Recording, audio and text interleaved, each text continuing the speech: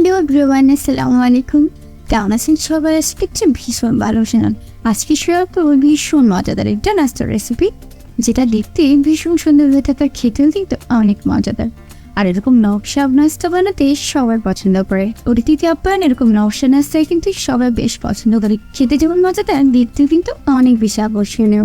তাই আজকে শেয়ার করবো কীভাবে এরকম ভীষণ সুন্দর নাস্তাটা আমি তৈরি করে নিয়েছি। আর এই জন্য একটু পেয়ালাতে আমি 1 কাপের মতো ময়দা নিয়ে নিচ্ছি। কেউ চাইলে কিন্তু আটা দিয়েও প্লাস্টিক করতে পারেন। তারপর স্বাদ মতো লবণ দিয়ে দিচ্ছি, আর দিয়ে দিচ্ছি 2 টেবিল চামচ সয়াবিন তেল। তারপর হাত দিয়ে খুব ভালোভাবে এগুলোকে আমি মিক্স করে নিচ্ছি।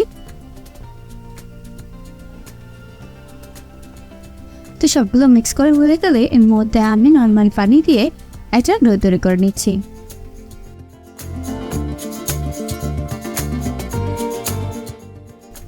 ভালোভাবে মথে নিয়ে কিন্তু আমি একটা পারফেক্ট ডো তৈরি করে নিচ্ছি। তো ডোটা তৈরি করে হয়ে গেলে এর উপর আমি অল্প কিছুটা তেল দিয়ে দিচ্ছি, আর একটি ঢাকনা দিয়ে ঢেকে এবার রেস্টে রেখে দেবো কিছুক্ষণের জন্য। আর তার মধ্যে আমি পুরোটি করে নেব। এবার আমি পুরোটা রেডি করার জন্য অল্প কিছুটা তেল দিয়ে এর মধ্যে 5-6টি পেঁয়াজ কেটে দিয়ে দিচ্ছি, আর পেঁয়াজটি কিনে গেছি ব্রাউন কালার করে নিচ্ছি। যখনই ব্রাউন কালার হয়ে যাবে এর মধ্যে কিন্তু আমি অল্প কিছুটা আদা দিয়ে দিচ্ছি। আটাটা দিয়ে নেড়ে ছেড়ে অল্প কিছুটা পানি দিয়ে দিব। তারপর কিছুটা মশলা অ্যাড করবো। তারপর 1/2 চামচ সোডা তৈরি করবো, 1/2 চামচ মরিচের গুঁড়ো এবং স্বাদ মতো লবণ রেখেছি। তারপর নেড়ে ছেড়ে এবার মশলাগুলিকে কষিয়ে নিচ্ছেন। এরপর কষানো হয়ে গেলে এর মধ্যে আমি 1 কাপ কিন্তু চিকেন দিয়ে দিচ্ছি, যেটাকে আমি একদমই ছোটো ছোটো করে কেটে নিয়েছি। চিকেনটা দেওয়ার ফলে ভীষণ মজা লাগে খেতে। তো কেউ চাইলে এখানে কিন্তু ডিমের পুরটাও ব্যবহার করতে পারে। তো চিকেনটা নেড়ে ছিঁড়ে আমি অল্প কিছুটা পানি দিয়ে কিন্তু কিছুটা সেদ্ধ করে নেবো একটা ঢাকনা দিয়ে। তো যখন একদম এটা ভাজা হয়ে যাবে তারপর এর মধ্যে আমি একটি আলু সিদ্ধ করে ম্যাশ করে দিয়ে দিয়েছি।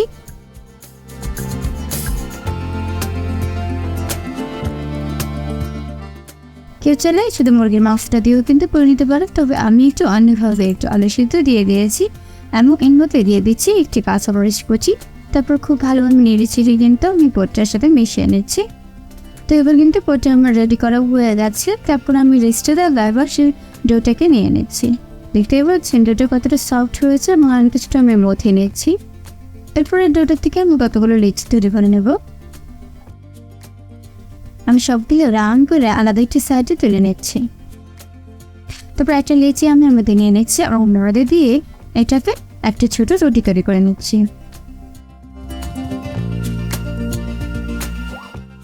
তো রুটিটা তৈরি করা হয়ে গেলে একটি চাটুর সাহায্যে আমি কিন্তু 4 সাইডে কোনা করে কেটে নিচ্ছি। এটাকেও পিজ্জা কাটার দিয়েও কিন্তু কেটে নিতে পারেন, বা চাকুর সাহায্যে যে যার মতো কিন্তু কেটে নিতে পারেন।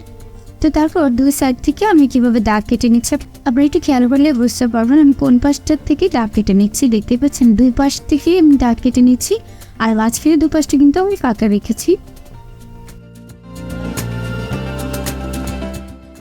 তো আমি 2 পাশ থেকে অতগুলো দাগ কেটে এবার ওপরের অংশটাতে পুর দিয়ে নেব। ভীষণ সুন্দর কিন্তু এটা নকশা তৈরি হবে, আপনারা একটু খেয়াল করেই বুঝতে পারবেন। তারপর অন্য পাশ থেকে আমি উল্টে দিয়ে পুরটাকে রেখে নেবো যেন ওটা বের হয়ে না যায়। আর 4 সাইড থেকে খুব ভালোভাবে চাপ দিয়ে এটাকে আমি আটকে দিচ্ছি। তারপর 2 পাশটা এবার যে দাগ কেটেছিলাম সেগুলো কিন্তু একটা একটা করে ভাঁজ করে দিয়ে দিচ্ছি। আর দেখতে পাচ্ছেন খুবই সুন্দর কিন্তু একটা নকশা তৈরি হচ্ছে।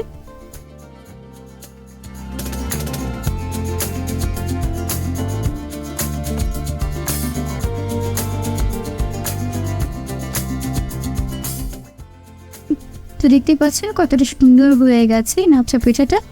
আর সবগুলো কিন্তু এভাবে আমি তৈরি করে নিয়েছি। আপনাদের বুঝাচ্ছেন আমি আর একটি করে দেখিয়ে দিচ্ছি। তো তৈরি হয়ে গেল সবগুলো নাস্তা বা নকশা পিঠা, যে যেমন আমি ডাকতে পারে।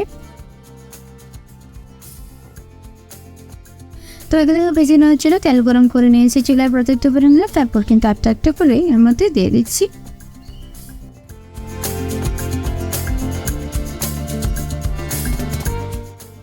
অল্প কিছুটা একটা পাশ ভেজেছি ব্রাউন কালার করে, তো অন্য পাশ থেকেও আবার ভেজে নেব।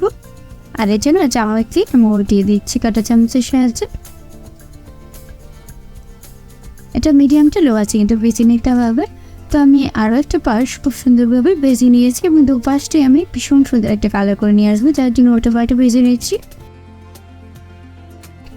আর যখন দেখতে ভীষণ সুন্দর একটা কালার চলে আসবে তখনই কিন্তু আমি এগুলোকে তেল থেকে তুলে নেব। আর এবারে আপনি এগুলোকে গরম গরম করে পরিবেশন করে নেব। দেখতে কিন্তু ভীষণ সুন্দর হয়েছে কালারটা, আমার এগুলো বানাতে কিন্তু খুবই ভালো লাগে। ওদিকে আব্বানো বা বিকেলের চায় নাস্তার সময় আমি এগুলো বানাতে খুব পছন্দ করি, সেটাও কিন্তু হয় ভীষণ দারুণ। আমার পরিবারের সবাই এটা পছন্দ করে, তাই চেষ্টা করেছি আজকে সেই রেসিপিটা আপনাদের সাথে শেয়ার করার জন্য।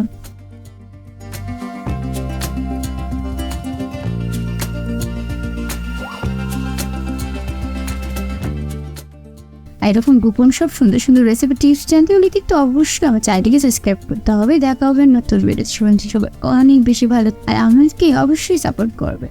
দেখা হবে নতুন ভিডিওতে। আল্লাহ হাফিজ।